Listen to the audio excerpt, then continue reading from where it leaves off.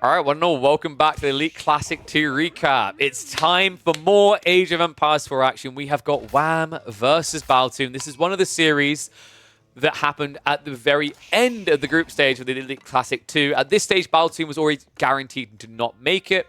Wham was still hotly contested, I think it would be fair to say. Like, I think Wham, in the end, he was looking at a difference between ending up in the second place, which would put him in the round of 6, or having to start in the round of 8, which is a lot tougher. So this series mattered a lot for him. For Baltoon, it was just more about getting your hands on more Moonies. Let's see what he can do here. Very interesting draft. We were just talking this through. Baltoon had a very kind of funky moment where he banned the Chinese and then picked the Chinese as his second pick, which is a little bit odd. Typically, your second pick isn't going to be what your previous ban was. If you ban something early, your opponent can't get it now. So you want to hold on to it until the very end of the draft. It's kind of surprising to me that Baltoon picked it in there. The only thing I can think is that he was trying to force his opponent to react to the Chinese pick early. Unfortunately for him, Wham got Jeanne D'Arc, right? Like, so it already looked good and it forced his Japanese follow-up. I do think, based on the draft, this is a decent matchup. Of all the options Baltoon had to open the series versus Ayyubid, this is his best option. And bloody hell is it off to a good start. 13 sheep. So it's actually going to be 30 on the other side, but remember, this is Ayyubid, so that's actually really impressive for him. So let's talk about this bit, because this does matter. We're going to stay on 2 times speed for the early game. I think it's pretty good to just get us a little bit deeper, because I'm expecting castle on castle. I think Japan actually can solve for Ayyubids quite well. Their timings are really effective. Their options are pretty diverse in the openings in the castle age. And the first 2 minutes follow-up is really strong with an Onimusha plus Mount Samurai play. On the other side, Ayyubids are a little bit more one-dimensional and predictable in that way. So, like, of the civs that Baltoon had available, because he had his hands on the Rus, sorry, not Rus, the Malians, the Chinese, and the Juji, I think those civs would all have performed rather worse here up against Ayyubids. But the problem now is because Baltoon used the Japanese here, he doesn't have an answer to Jeanne D'Arc later in the draft. Tech-up's complete. Wham. Did go for the Desert Raiders. This is to be expected. Like, you're up against a civ that wants the fast castle. So the whole value point is meant to be by going for the Desert Raiders instead of Growth Wing. Yes, you have less eco, but you push your opponent off of their timing. I do think of all the civs in the game that do something greedy, this is the civ that Desert Raiders is weakest against, and that's because of the natural outpost play that most Japanese players can freely do. Any other civ has a problem because, you know, arrow slits is not very affordable. You would have to spend a lot of time walking out stone. For the Japanese, that's not a problem, remember. When they gather gold, they gather stone. So they already have arrow slits potential. What I love here is because it's only one Desert Raider, Baltoon is not overreacting. This is a very smart approach. Against, say, like a standard archer, some longbows or whatever, you'd have to get arrow slits to be protected. Up against Desert Raiders, the outpost itself is good enough. The Desert Raider's already been hit hard enough. I think that initial flurry of arrows mattered a lot here. Wham, he's not going to have a quick tech-up timing here. It's going to be the full 2 minutes. He's going logistics. Wait, no, this is growth. Dude, this is... Please don't let it be growth. Please don't. Please. Don't. Don't. Don't. It's going to be growth. I think you guys can tell why I was muttering, don't do it. This keeps happening, man. It's such a big difference as well in this matchup because you're both going to be aggroing the map. So you've just exhausted. Like, dude, all of the berries are going to be gone before you've aged up. That's bad. That's really, really bad. That's 600 extra safe food that's gone. In a game where the difference is that your opponent exhausted a lot of his berries, but like he didn't have to wait, right? He munches them down much quicker once Takazaiku's in, so it's an efficient play. It's in a game now where your opponent has Kura Storehouse, so he has permanent food. And you both got a similar sheep haul. So you can see, like, when you do the count, it's 9 to 12. But the difference is that because of the extra farms that Baltoon's getting added in here, he's not going to run out of food as quickly here. So yeah, pretty rough what he's done. Sure, you're going to have extra villagers, great. But like these extra villagers now have to play out onto Ford Berries and Retracted Deer in a matchup where we should be looking at stable versus stable. Let's see which way Baltoon's going to go. Floating Gate now on the way. We're being gathered up. I like this approach where people don't start building the production building until they're almost done. You don't want to reveal to your opponent what your choice is earlier than necessary here. All right, guys. Wham. Is he going to even have a single berry left over? I think he might actually luck out here. 30 seconds out. This, dude, I actually think this berry's going to be gone. It's 3 villages, right? Okay, no. Okay, safe. He's home. I mean, it's still 300 food gone. It's still a heavy loss. But that house actually just saved him. If he didn't build that house, it would already be gone. Luckily, because some of these guys are dropping off, this many villages on the one berry patch is not going to lose him out. I'm being a real nerd for this, but it does matter. Thank you for the gifted sub, Fat Love. Appreciate you, buddy. Oh, 9 food left over. And now we see the wheelbarrowless move out onto the berries. What I love about this on the timing is wheelbarrow is going to complete when he reaches the berries. That is so frustrating. Baltoon on the other side has now teched up, and he is going to be immediately going into the Onimusha. I like this. This is interesting. It's a little bit dicey because Desert Raiders and Camel Lancers still counter you. The reason they counter you, remember, is the Camelonese hits your base damage, but it doesn't affect your bonus damage. And the Kaburaya, dude, that is a sick detail. Can I just, golf clappers are all around for Baltoon. Baltoon in the chat, big shout out to him. Giga Chad Baltoon. I do not see people get rushing Kaburaya, and it's why every time I see Onimusha opening, it looks bad. You can't open Onimusha without Kaburaya in cavalry comps. Because if you do, you just get killed. Like, this is a glass cannon right now. A Camel Lancer will chase you down. And although you can usually turn around to offset the Camel Lancer damage, right? Because the starting charge is lower. If you let the charge longer, it gets bigger. You still now put yourself in range to be hit twice, so you get hit for 40 damage by each camel. It's terrible. But by going for Kaburaya, you can now run away. You can now run in and then run away quicker. You can chase these guys down and kill them. It just gives you so much more omni-flexibility that you otherwise wouldn't have with this unit. Moving out onto the berries as well. He's trying to force a fight. Dervishes are being produced. Wow, I'm very greedy with this opening. Onimusha are going to find value as well. No Steel Dagger coming through. Body block. Dude, yes. My boy, Baltoon. That was sick. Scout heals. So he tanks with the unit that is less fragile there, right? Honestly, I wouldn't even mind seeing, a Stables follow-up now. I think this is the logical play, is when these Camel Lancers start to scale, you get scared. So you do eventually need to get your hands on a front line. The Mount Samurai aren't meant to win the fight against Camel Lancers. They're just meant to absorb the blow. Onimusha, a little bit of a mismicro there. Baltoon, not willing to turn around because there is a Desert Raider in here now.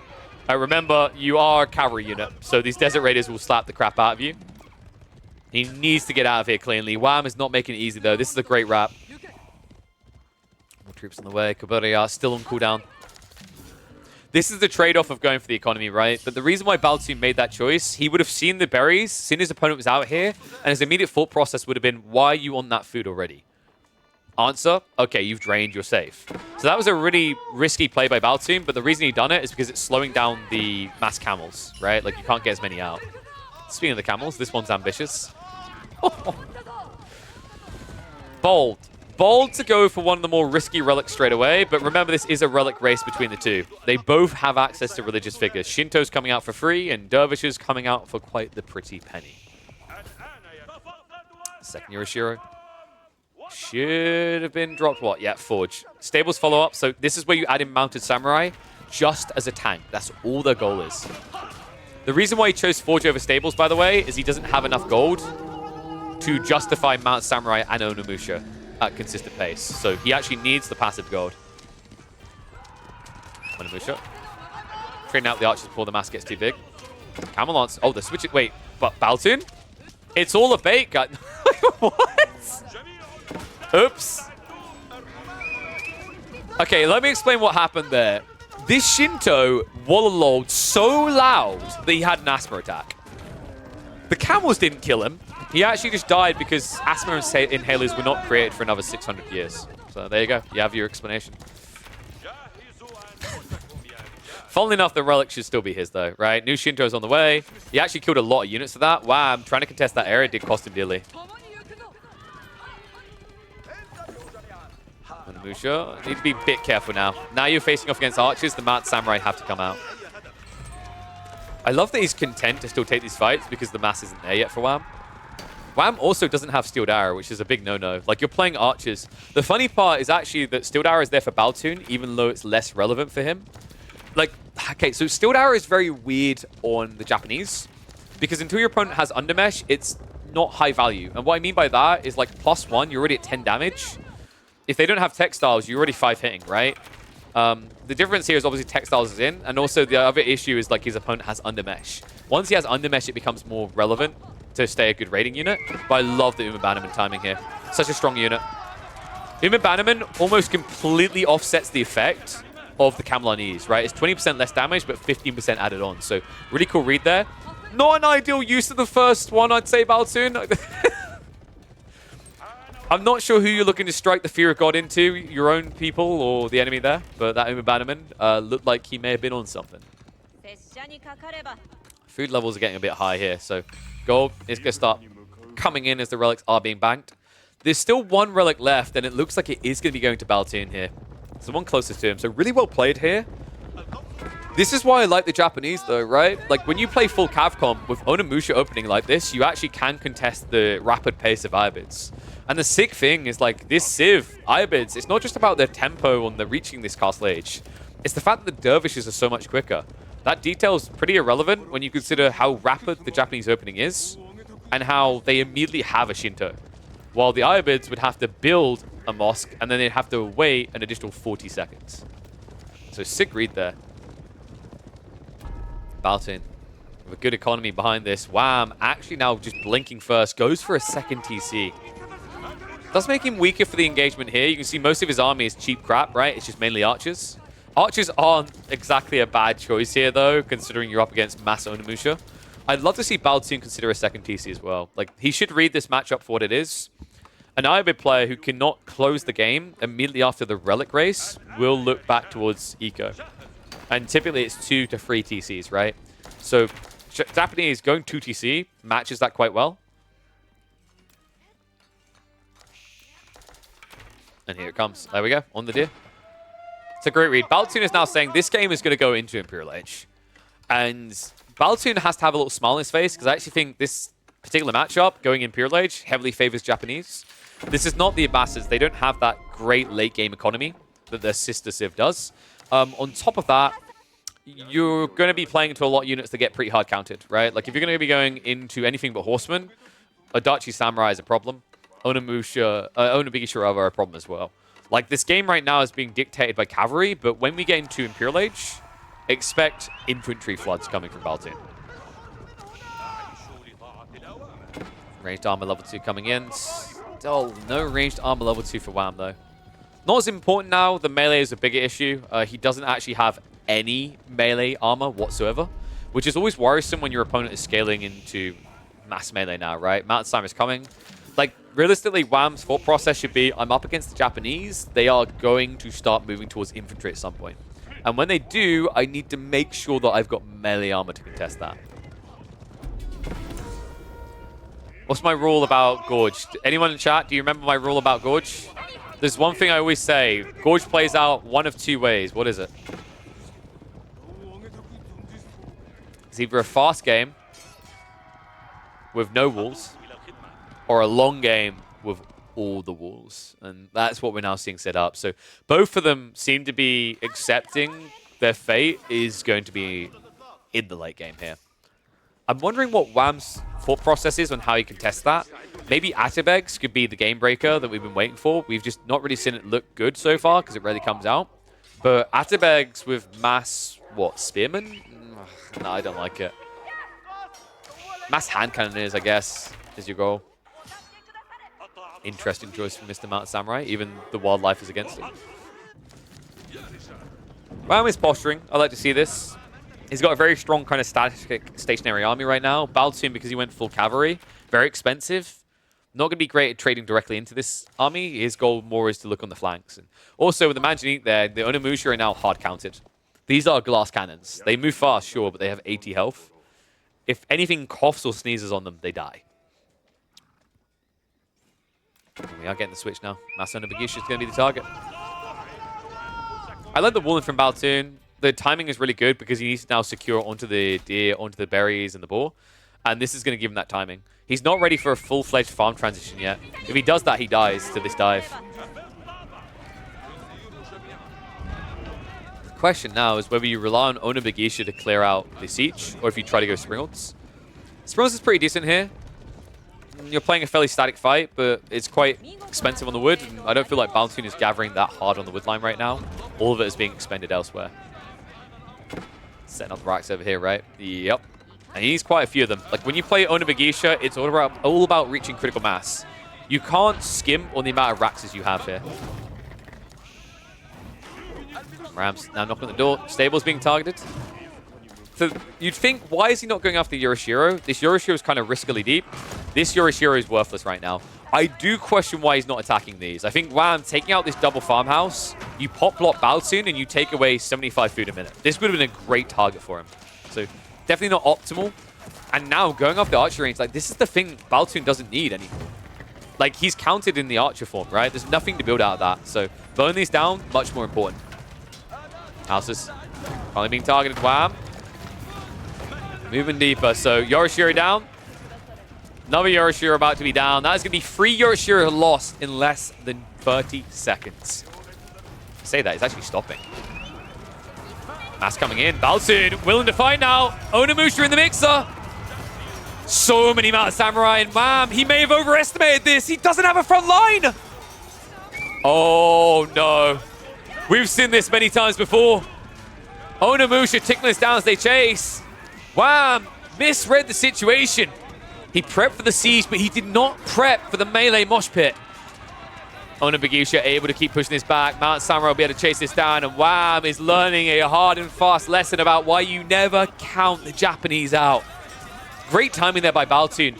Sacrifices the arm for the body, right? Loses a few production buildings, sure, but it buys him time. He doesn't care about the Raxes anymore. He doesn't really care about the archery ranges. All he cares about is the Raxes, all being built up far away from the front line. Now, losing the Yorishiro here, definitely kind of painful, but another way to look at it is you just get extra free units coming up. And also now, because you're getting past that phase where food's kind of like more delicate, right? You're probably looking more towards spamming farms. You could even consider just dropping the additional Yorishiros into forges instead, which is just better for you long term. Like, I think I've talked about this before, that I think the optimal way of playing the Japanese is 1 or 2 of your opening Yorishiros go into farmhouses. Not the first ones, but the later ones. So you can keep affording the spam. And then afterwards, you want to delete those farmhouses because forges are better once you have the farm set up. So I don't want to say Wham helped him, but kind of. Like, you've got more Yorishiros, you've got more flexibility. You could even consider dropping in the secondary TC if you just want to inflate now. Wow, now they're switching to Ghoulims. Ooh, this is kind of interesting, actually. Baltoon hasn't read the Ghoulim switch. So Wham does get an opportunity to strike here. The problem is that because he's currently on Onabagisha, this is a raiding unit. It means it's quite likely that he's just going to accidentally discover that you're building Ghoulims. Wrapping around. This is a lot of ladies. 24 of them. With the Bannerman aura as well, this is a pretty quick torch through.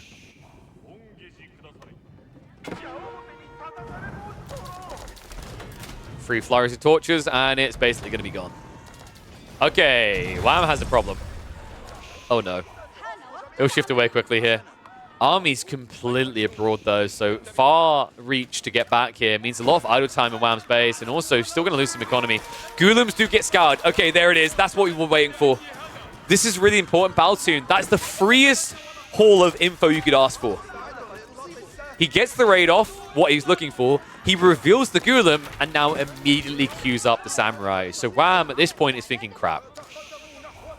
It got seen. Like, Baltoon is a smart player. He's not ignorant. There's no way he didn't see that I've gone into Ghoulims. Now I have to anticipate my opponent is going into Samurai, which means I can't really play Ghoulims. I have to probably play into Horsemen, which requires a lot of farms. And I don't think Wham's there yet. He only has 22 farms in total. Onabagisha just so quick to move away. This is the thing that I've been talking about before, actually, with Onabagisha. I think putting a Katana Bannerman with your raiding Onabagisha is a mistake.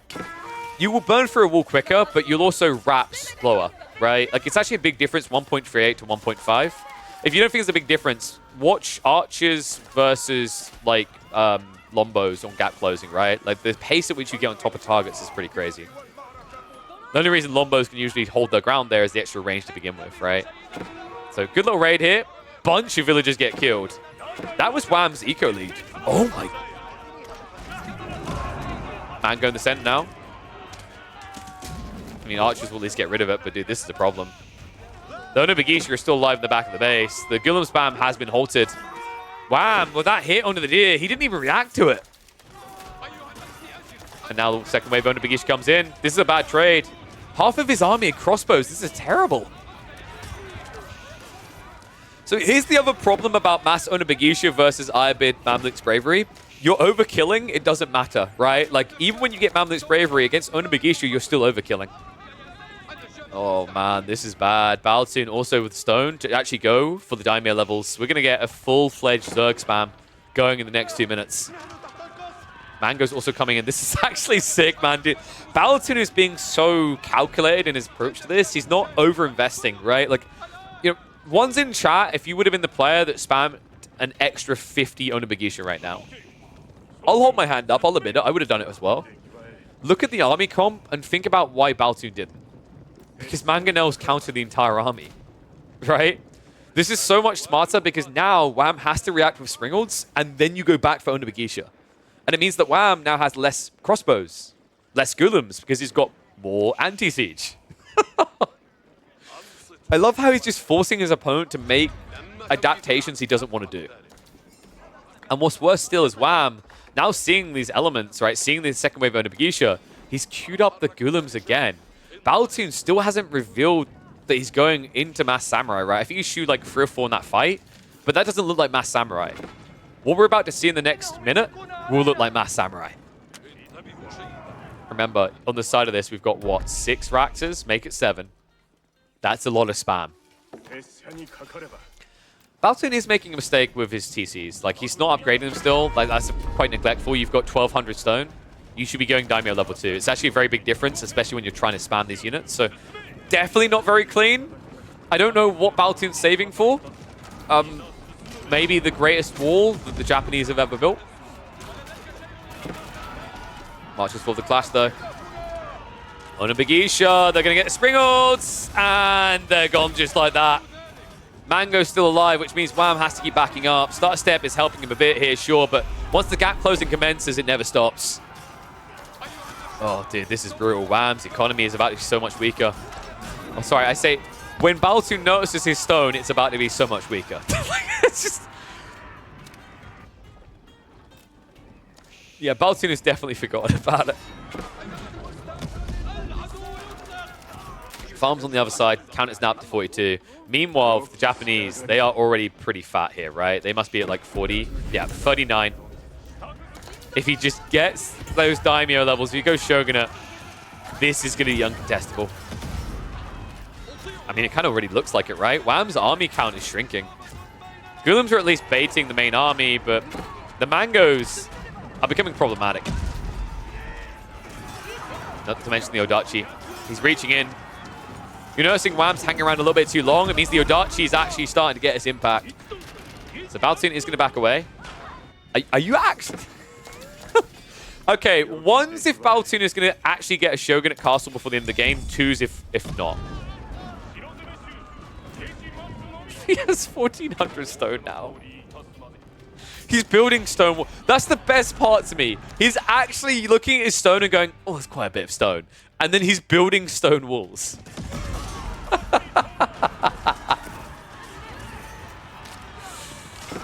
The crazy part is he's still winning these fights. Onobagisha in again. Mangoes and Springald both going to be sacrificed here. Looks like he actually might be able to get the Mango out. But still no answer now to the siege from Baltoon.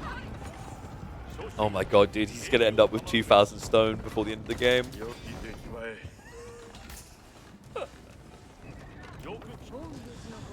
Baltoon's like, this is just a test. We're just seeing what the limitations of Japan is. It's only fair. We're in the late game. He picked Ayyubids. It's not like it's Abbasids. I can't be full eco tech. That would just be Imba.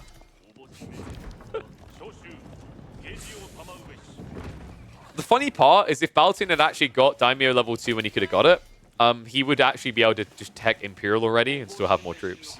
Because it's been like, what, I want to say 4 or 5 minutes? It's been quite a while.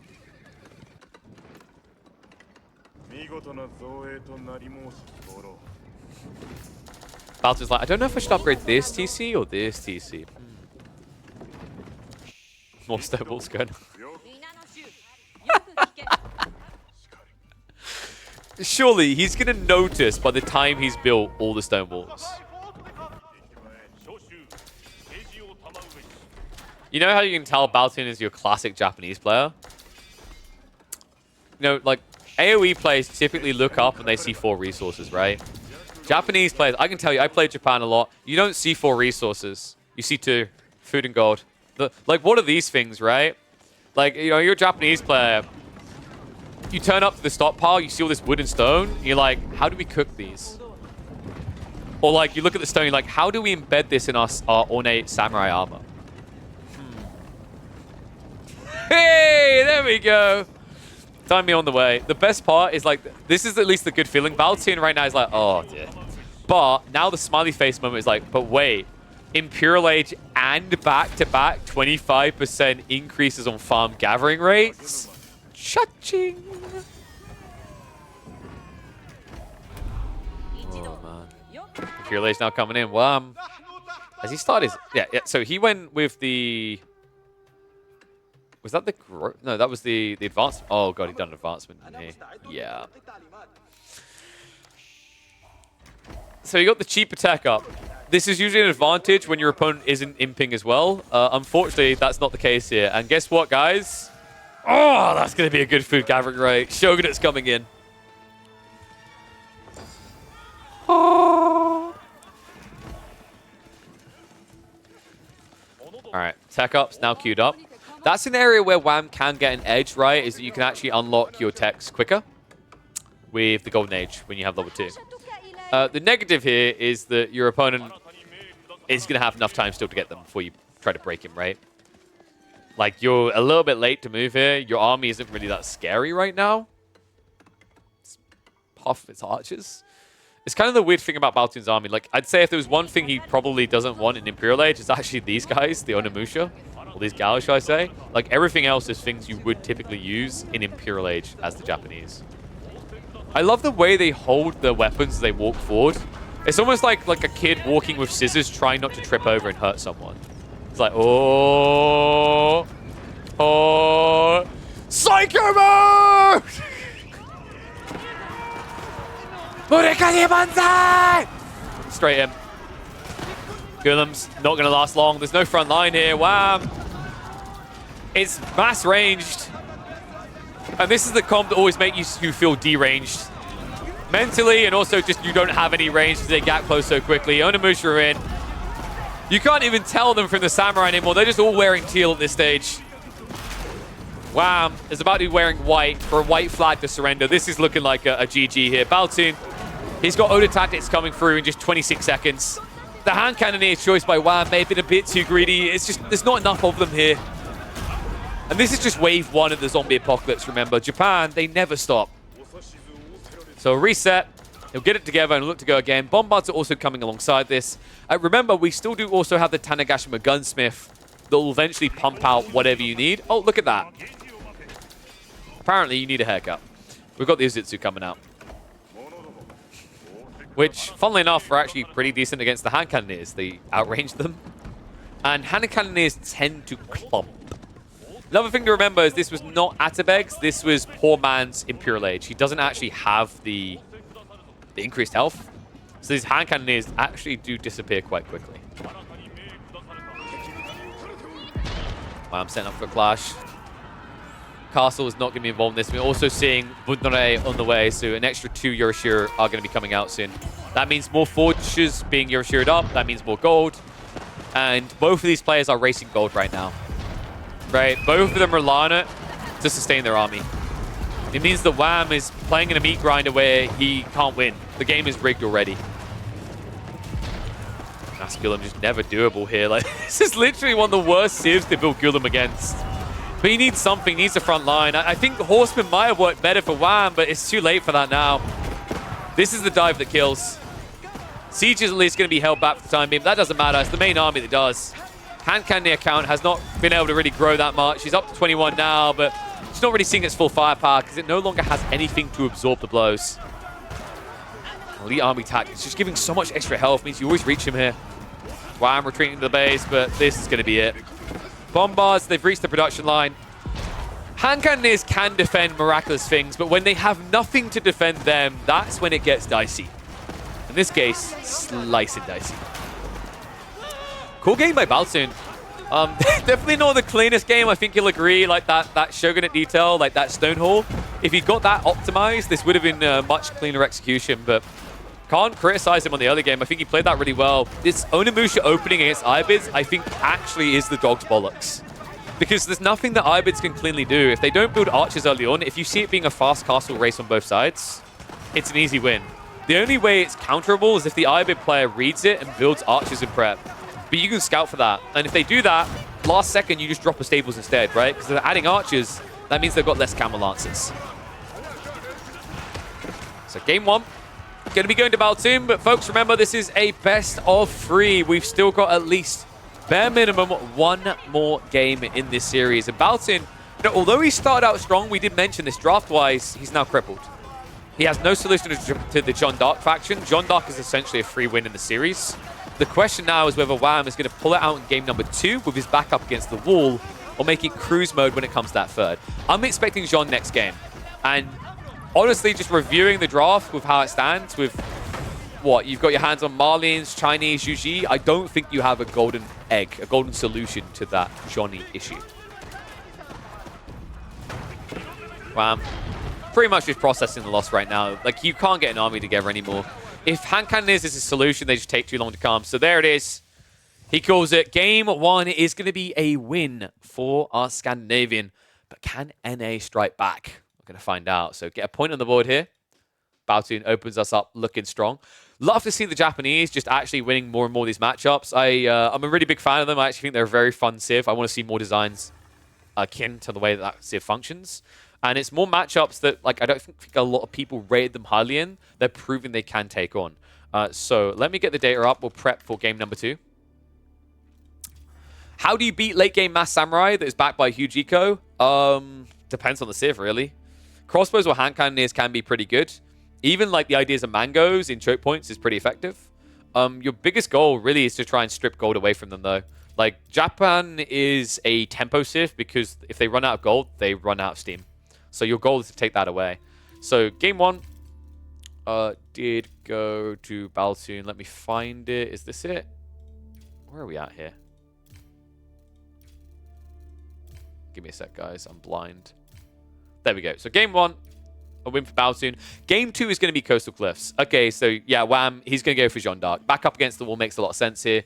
I think Jeanne D'Arc is... I don't want to say a free win. I never like to say free win, but probably as close to as you can think here. Like, there was no better choice. You could have tried Chinese, but you would have been stuck at home, and then your opponent could potentially just fast castle you while building knights alongside it.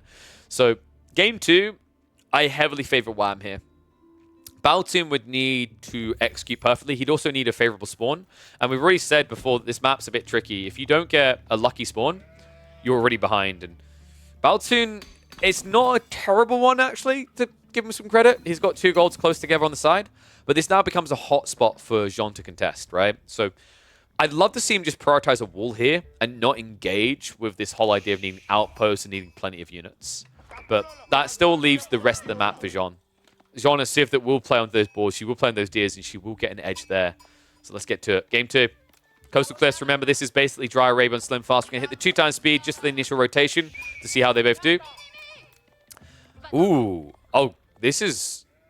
Okay, Wham has a recovery with the back sheep, but that's not an ideal start there. Baltoon outscouted him. He pulled to his side of the map, took extra sheep away there, and still has the return for his own side. So realistically, Wham probably wants to just dart up towards this ball location here, knowing that Baltoon came out here first. So he didn't check the back corner. So great read there by the Canadian. Had he done what most of us would have done and gone for the back corner first, he'd be behind. He'd actually have given probably 2/3 of the sheep over to the Malians, which is pretty bad for Jeanne. You want to have that extra food, as you are pretty premium when it comes to your food usage. Unfortunately, it looks like they actually found the empty blob. So final scout hall is going to be... Oh my god. All right. It didn't matter. He didn't see the sheep. This is pretty rough. The upside for Wham is that if Baltoon plays your classic Malians and doesn't come out of his base, he can play pocket resources. If I was Baltoon in this game, and I'd been prepping this map, and I understood just how many sheep spawn on it. And I checked my sheep count and saw that I had 16 sheep. I'd understand that Jeanne doesn't have many sheep to work with. So you could look to play a prolonged feudal as the Malians, where you go into, say, Donzo's Sofa. I think Donzo's Sofa is actually an unexplored comp, but I've been seeing a few players adding in Sofas in Feudal Age at the moment, and I've got to say, I'm really impressed. They're very strong, even against civs like Jeanne D'Arc, because remember, Jeanne D'Arc, no matter what form you choose, she's an infantry unit. Sofas have decent base damage already, but they also have bonus damage versus infantry. So a very quick way to just immediately make Jeanne evaporate. So, wow. Fully aware of what he's going to have to do here. You really see him actually prepping wheelbarrow pretty early. You do this typically as Jeanne, but it's very important now because he's going to have to shift onto the deer or the boar early. Instead, we're actually looking at a TC play. That's interesting. So I think Wham's perspective on this is, okay, I'm behind on eco. I could play pocket eco, but now, like, considering that we both know what the final sheep haul is because the map's so quick to be scouted, if I move out and I go on the boar, I go on the deer, if Byzantine chooses any sort of aggressive play, I'm going to die. So by going for a TC, although it's very greedy, you're against a greedy civ anyway, this allows you to essentially secure a food source. And if Byzantine does make that sofa play we've been talking about, he's not going to be able to find any value, right? Like, sofas are not going to want to dive TCs with knights nearby. What a very creative approach by Wham. I really like that. Cool thing as well is he could set up maybe out here on the deer or on the boar, and then he could always wall the backside to secure this food here. So, like, he actually has a lot of safe food once he has a second TC up. Byzantine on the other side of this. Dude, this is the other thing that's kind of sickening about this, is if you're up against a civ that even has an opportunity, a chance that they're going to go for second TC, you have to basically waste a lot of time with your scout going to the back of the enemy base. And the problem for Byzantine in this game is he was paranoid about doing that because he wants to know what's happening. Like, is Jeanne going to be rushing his base? Are the knights coming? It's very difficult to balance this against Jeanne, is spotting whether they're going for eco or aggro, because the beautiful thing about being the French is your opening knight allows aggro anyway. Torchon already happening on the houses. Rax is going to be built into, so Byzantine already getting level 1 of his defensive comp going. Scout is going to reveal what's happening here. So Wham does not have the TC yet. Unfortunately, Byzantine, this is such an early point. You can't go for that sofa comp I talked about. You need to have like 3 or 4 ranches to feel good about that. Otherwise, you basically strip all your potential to scale. So it's going to be the archery range. Okay, dude, he's saying this is going to be a castle game then. This is a little bit problematic. 2 TC is going to give scale. The only upside right now is that Wham is torching your houses. I know that doesn't sound like an upside, but it means that he's actually not escalating the build speed on the TC. He is, however, going to get some resources, remember. These houses do cost resources, so they are worth XP. So what's the interesting thing with Jeanne, right, is like you can't just think of your standard resources. She has that special resource in the form of experience. 2.5 there. Should be 5 XP gained here. You maybe could have gambled on the pit mine, but it would have been risky on the Donzo timing, right? So it's just not worth it. Jeanne could have bought time, but the problem is, like, if you were building 2 more knights, yes, you go for the pit mine. But because it's a TC build, you can't get rid of that pit mine quick enough. It's just wasted.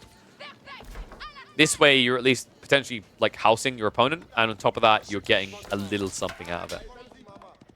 It also just keeps him at home, right? Like, Byzantine can't now rush out to where you're dropping that TC. If he does that, he just dies. And turns out that TC actually wasn't on the north side. Plays it safe at home, but sends villagers out on the flank. That makes sense. If this was so far, I think you need to have, like, a TC here to protect. But it's not, right? It's going to be double racked plus archery range. Yeah, this is why I actually quite like Jeanne against the Malians. You get forced to overreact to defend, because if you see Jeanne coming at you with a few knights, you can't just try to mirror enough to kill the knights. You basically have to get an overwhelming victory. Because anytime it's a trade, Jeanne's winning, right? She's getting XP. So the fact that Wham IDs this and then goes to the second TC means that Byzantine has to invest more value into an army. Like, Byzantine right now is not happy with the game. He's thinking, okay, I should be adding in ranches, but now if I add in a ranch, I might get doped by 2 knights and a Jeanne. And I'll lose a villager or 2, and I'll also start losing Donzos. And I can't afford that here. So he has to hunker down and play a long feudal.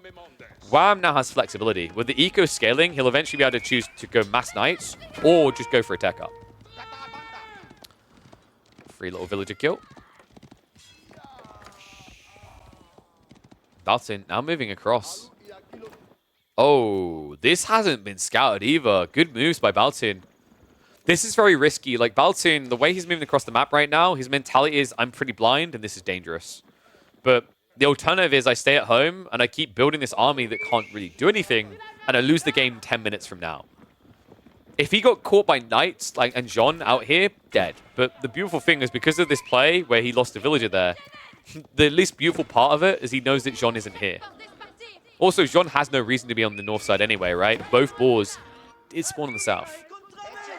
The outpost doesn't go up. Well played timing there. Wham. Instincts drove him in the right direction. Unfortunately, it just brought him there a little bit too late. Wham. What? He was distracted. That's an expensive loss at this stage. His army isn't very big, and he needs every unit, considering Baltu now has kind of a window. If he starts to just scale and keep pushing towards the enemy base, he could try to shut this down. He could do something very weird with the Malians that we don't see often, which is a feudal GG. I think that's exactly what Baltin's trying for as well. Wham's getting the archers together. Knight count is not great, though. Jav count is scaling quite quickly. This is all in. There's no ranch power behind this. This means that Baltun peaks in the next 2 minutes, 3 minutes, right? Like 5 minutes at a cap. It depends if you can start fighting right now, though. Wham just needs to buy time. This 2 TC play already has him ahead by several villages. Baltun, correct me if I'm wrong, he doesn't have siege engineering, right? No. So no Ram immediately to deal with this. That could be Wham's saving grace here. TC's going to get garrisoned. Deer are spawning behind it, so this is a pretty safe spawn. Baltun needs siege engineering if he's going to break this. Weirdly enough, he prioritizes the undermesh, though. I kind of don't like that, because now you've delayed your ram timing by 2 minutes, right? Like, siege engineering is going to take, what was it, 30 seconds, if I remember correctly? And then it's going to take you about 30 to build. So this heavily cripples your timing when taking out that second town center. By the time you'll be contesting it, Wham will be 13, 14, 15 villages ahead, right? And that's enough that at that stage, you're going to start seeing the power of the knights and archer spam. Especially considering the consecrations that are making this more affordable. Baltin instead is going to shift north.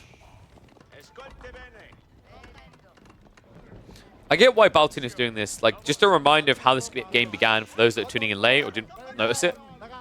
Sheep count. The sheep count is the difference. It's why Baltun gets this opportunity in a game that otherwise he wouldn't have it. Is Wham messed up a little in the rotation. He didn't go deep enough when he got so little sheep. He got panicky. He went back for the safe corner, which usually has like 2 or 4 sheep. And Baltun understood this. Like, the sheep count, I think in grand total between the two is like 22-ish on this map, something like that. So 22 or 24. So getting 16 sheep is such an overkill. Like, it's a huge advantage in these type of games. I think that's been one of the most impressive things to me, is how much players have improved identifying what sheep count means and how to activate it as an opportunity to kill, right? It's why we've been seeing a lot more feudal and early Castle Age finish games.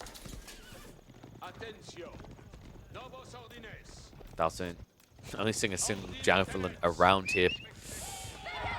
His time is passing, by the way. Like, he's floating way too much gold now, courtesy of the effect that you get from the Mansa plus the pit mines. He's even actively gold gathering, which is kind of weird here.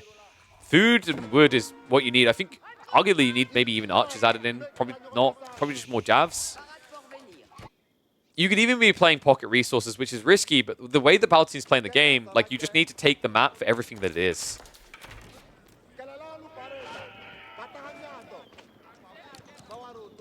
Dude, this is such a weird position to see a Malian player in. He's diving the TC. Resources going to be cut here, though. Wham! He's peeling him like a potato right now. This is about to get ugly. Javs diving deeper. Villages are being found, but the knights! Baltoon splits the fight the wrong way. Javelins get cut off on the side. Jeanne now being targeted. Divine Restoration is going to be pumped, though. Archers now diving deep for the trade. Jeanne gets away just in the nick of time here. And Baltoon, this was meant to be the blow that could end the game. It is just not the way he intended. Knight's now committing. The Donzo is going to get cleared up. XP farming is going to start commencing as Jeanne moves back in range. And that is going to be it. Baltoon, with no sort of scalability behind this, this was do or die. And it turns out it's going to be pure death. He'll at least middle finger Jeanne on the way out. But now, 8 knights, 19 archers, no standing army. I think, like, Baltoon, the trickle of troops that remain, I wouldn't really call them an army. And with no ranches, there's no real comeback here. He's going to try for the castle ranch play, but this is going to take way too long. He needs about, what, like another 8 minutes in a game where Wham already has a 12 eco lead. Great timing there, Wham. We've seen this just be the undoing of many a feudal push-in. If you're not able to starve the map, if your opponent has enough eco behind, I feel like you just have to keep scaling and scaling. And I think Baltoon got paranoid about the idea that, you know, his opponent had 2 TC, he still had a lot of food. Realistically, if Baltoon could have just blocked the food on the map and played his own pocketed resources, he probably could have kept scaling to like 60, 70, 80 army and then tried this dive. It would have ended better, but the paranoia I think for Baltoon in this game is at the end of the day, he's up against Jeanne, he's up against Knight. Jeanne will passively get XP, and Knights could always just leak in if you play pocketed economy. Does end up being his undoing though. Baltoon now in a situation where he trails in the military mass. Level 3 in, and that's got to be it. He doesn't have an answer to this. Level 3 Jeanne, sure you got a lot of Donzos, but good luck ever touching this.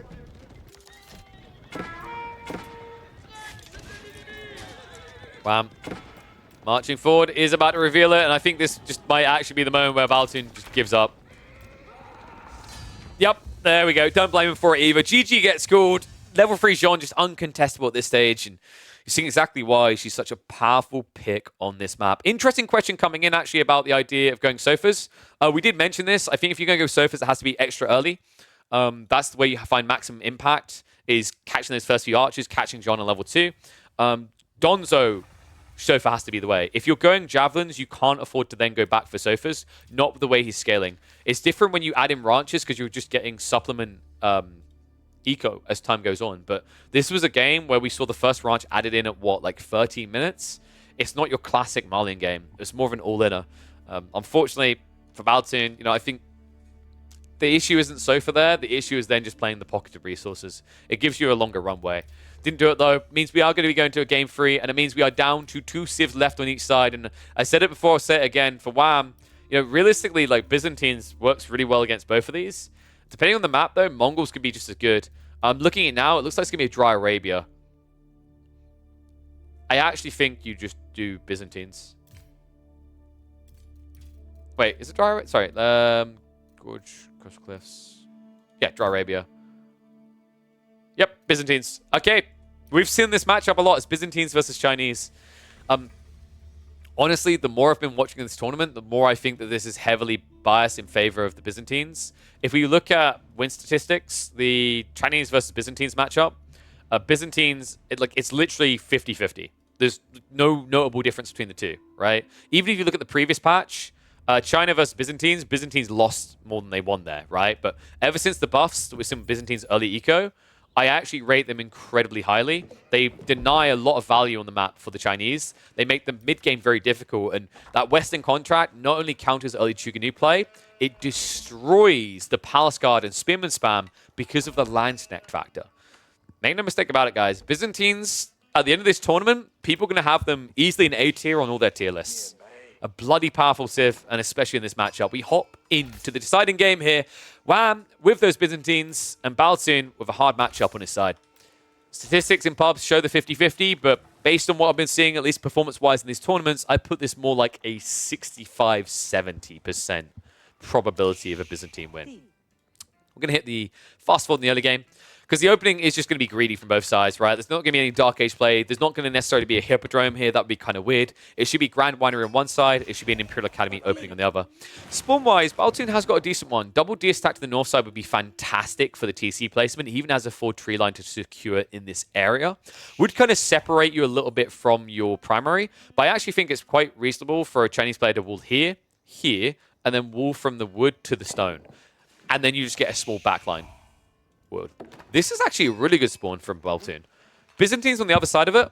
Berries are pretty tight. Two close by, another one to the side. Everything is forward focusing, so you can easily just kind of gather your gold and your stone back and forth in tandem. And this is really important for cistern efficiency because it means that you can set up a cistern all the way down here.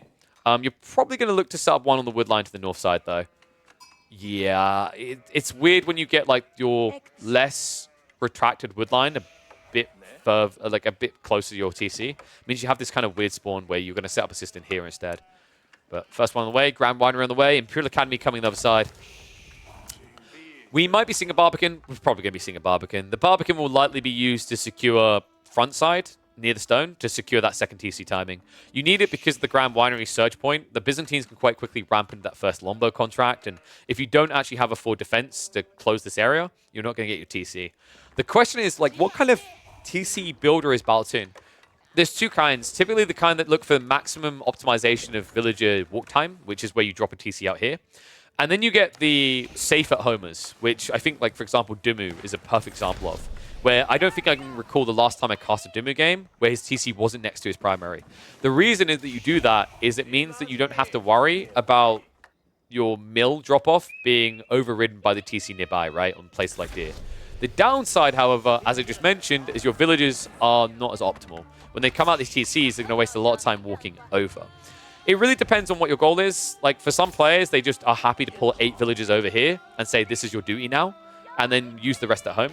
But others like to have that kind of scalability and flexibility to shift locations quickly.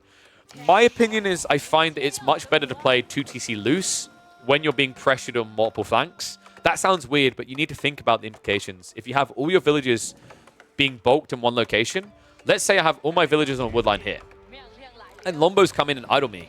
All my wood now has to be idle to move here.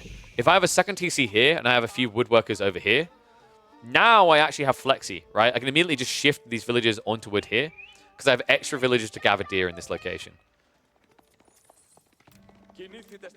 Opening horse. Whoa. Okay, this is a different build from WAM. I wouldn't have expected this. We've got horseman opening from the Byzantines. Not really like what I'd call a high priority opening if you think about it. Typically, like if you were to measure all the Byzantine high-level games, if you were to like get a list of them together, I feel like less than 10% of them would actually include horsemen in general outside of Hippodrome.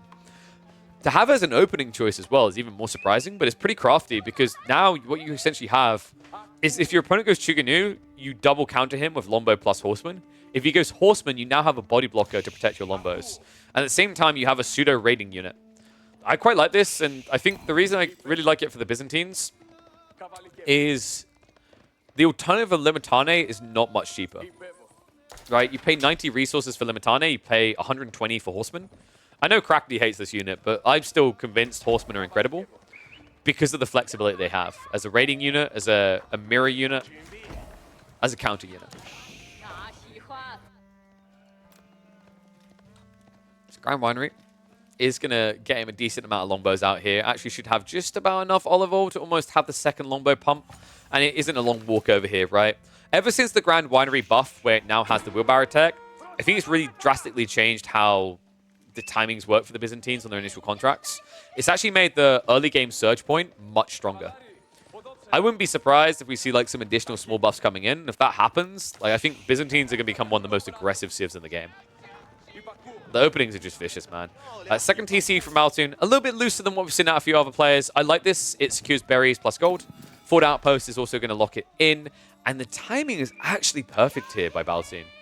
Just before the Lombos would be able to reach in and punish you for this. But the reasoning for that is because WAM is now going for a second TC of his own. And I'm a big fan of the 2 TC play here. We saw this a lot out of Dimu when he was matching up against multiple Chinese players, actually, on Coastal Cliffs in that case. The 2TC plays really nice for the Byzantines because although the Chinese TCs produce quicker, the system levels keep you in pace with them, right? Consider this. The Chinese get 20% more resource on drop-off, but you get 20% more of a new resource type in olive oil. Then on top of that, you get a better gathering rate. That puts you ahead, right? Sure, Song Dynasty is eventually going to scale up more villages, but for the first 10, 12 minutes or so of the Song Dynasty, especially with the way that you're able to easily scale the system levels, you are going to be ahead on economy.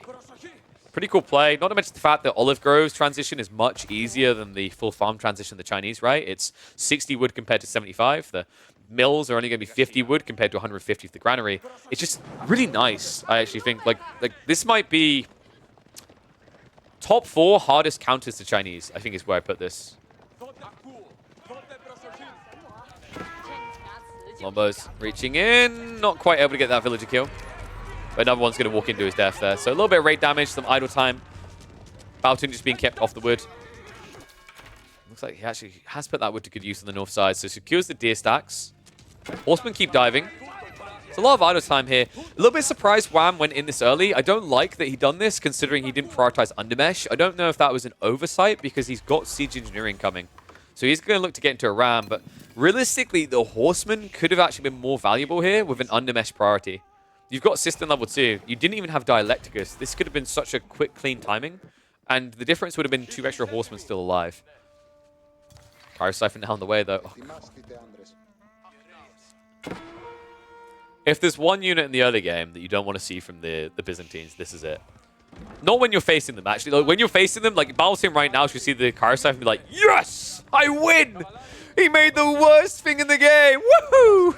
But in fairness, like, your Chinese, if you were any other Civ playing 2TC, you'd have a little bit more aggro present right now, right? Like, you'd have some counter units.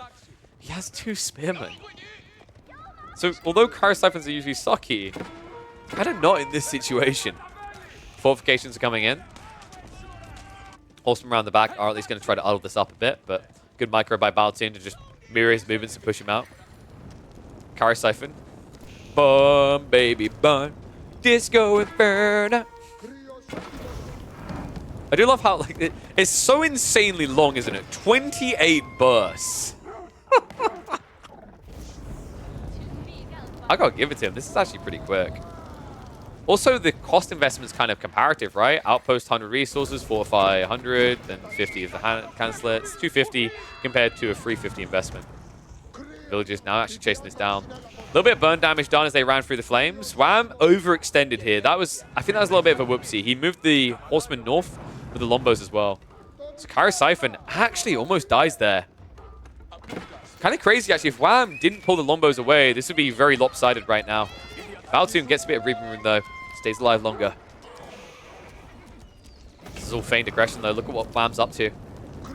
Pyro-Siphon is still going to get the kill, so Outpost is going to go down. Lombos with the ambush. The irony of someone building into Chugenu getting Clown Card is not lost on me. Guys, Pyro-Siphon's OP. He can take out the Barbican now. This is just going to be a backup into a tech up. And Baotung now has a problem because he got tricked. He got bamboozled. He was had. He thought that this was going to be an all-in feudal timing, which is what the Byzantines can do quite well. But this is the trick right now with the Byzantines that makes them really good against Chinese at this point in the game. You have one of 2 choices. You can either play all-in feudal, or you can now go Castle Age, and the initial berries on the Grand Winery is what gives you that flexibility. Those contracted mercs is what makes you so powerful against the Chinese in the early game. They aren't at a stage where their economy is big enough to both match a tech timing and clear up this army. So great read by Wham. Baotung is going to see this tech up. He's immediately going to have to cancel what he's producing and just try to rush up. But he's not going to be happy. Baotung is going to be like, okay, this game is now pretty dicey. I do have some walls, but I don't have much production. As the Chinese, you do have a window to recover because of your supervision production rate. But another thing that makes the Byzantines really good against the Chinese is the Conscriptio. The Conscriptio, especially at level 3, starts to pretty hard contest what you can do with the Chinese. And the difference is that you're not limited the same way, right? You can supervise 4 buildings as the Chinese. Wham can supervise 50, right? Like, if he scales to it. because the systems affect everything in range.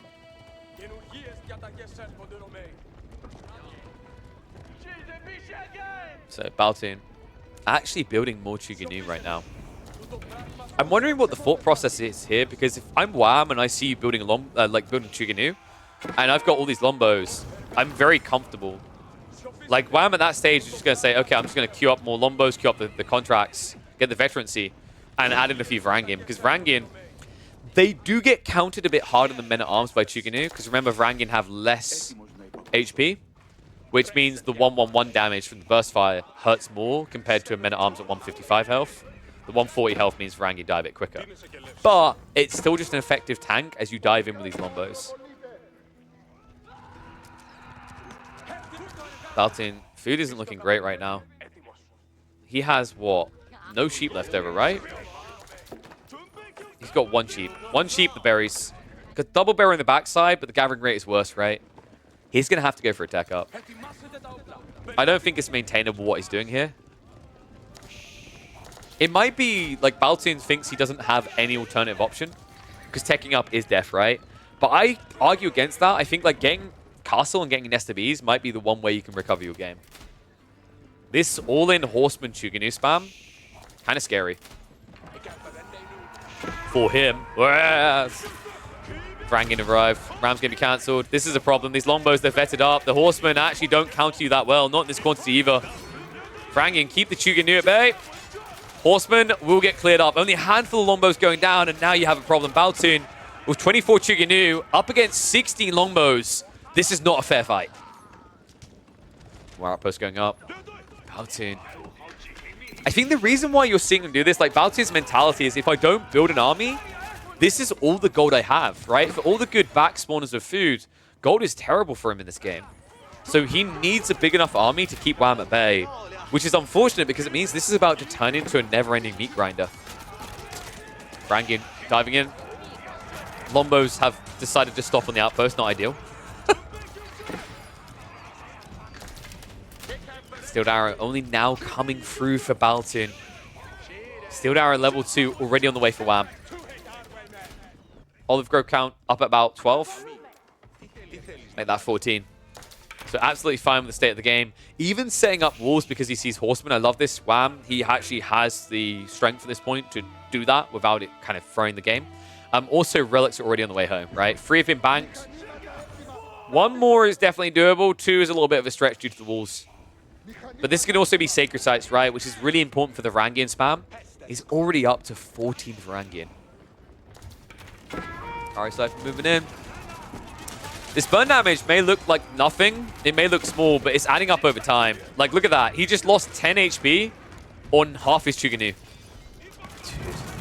Fire Siphon does at least get taken out. Lombos are going to be chased. So this is interesting. Baltoon says this is the only thing I can kill. But it means the Varangian numbers are not being contested. And he is right. Like, Lombos are his easiest target, right? But now you're out of position. Chuganu stuck with the Varangian behind them means a lot of these guys are about to die. Baltoon. Every time he turns around, it feels like he's tickling one of these Varangian and losing 3 Chuganu for it. This game's tough. It's going to get tougher. Kite Shield's probably going to be on the way soon. Kite Shield just breaks this game. The extra attack speed is kind of insane for these guys. Lombo's now moving in. Villagers being targeted. And Baltoon. I think at this stage, we're kind of just going through the stages of grief, as I like to describe it, right? Like, this is in denial. He'll probably get a little bit annoyed, but then he'll eventually accept that this game is now out of his hands. He's got 1,700 food, but that's temporary. The granary transition is coming in, but the cost of that is what I'm focused on here. It'd be great if he already had these granaries. If he already had the granaries, he could keep the meat grinder going and he could eventually tech up. But now this stopgap is going to kill him. We've got mangonels on the way. This is the counter to Chuganu. And if you have to dive the Chuganu into the mango, the Lombo Varangian kill you here. So, you know, Baltoon, his one hope is to get up now. Looks like he has saved up the food. But remember that he can't supervise the clock tower. So for the first fight, this mango is going to be uncounted. Clock tower on the way. Another rammed.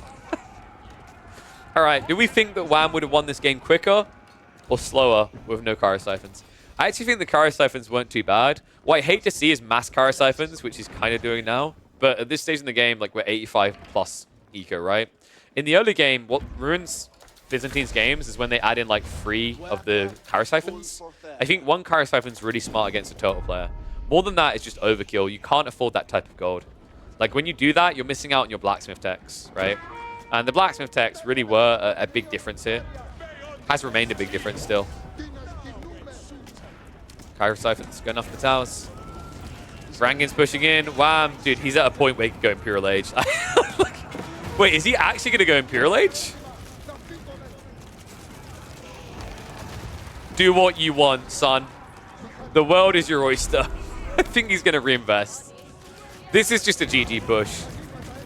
Baltoon has got mass Chiganu. He hasn't got Skrills coming out. The Mango has just arrived. And that means he can't fight. So TC's going to be going down. I actually think Wham is going Imperial Age. I mean, it's level 5 Sistan, right? He's got quite a few Olive Groves in, now 20 of them. He can kind of get away with this. Especially now that Baltoon has been reduced to 1 TC with no eco lead. This is it. Mango shot in. And now you are behind. Wham. Sick execution here. I did not see the Kara Siphons coming. Like, he surprised me with that detail, but it worked out. And we have confirmation. Paltan's gone the way. Now, against any other Civ, you'd have a small window to try and buff this away and recover your game. But this is the Byzantines. With the level 5 Sistan, the Dialecticus means he's going to unlock his upgrades in like 20 seconds flat. You don't have that much time. Like, you don't have enough time, rather, there to get a win, right? 20 seconds will barely dent this army. In fact, Baltoon is throwing himself away, just trying to fight it now. And that's going to be it. GG doesn't even get to see the Imperial tick up. But Wham, with a very dominant turnaround here. That opening game from Baltoon, we talked about it. It left his draft weaker. And you see exactly why in the following up 2 games.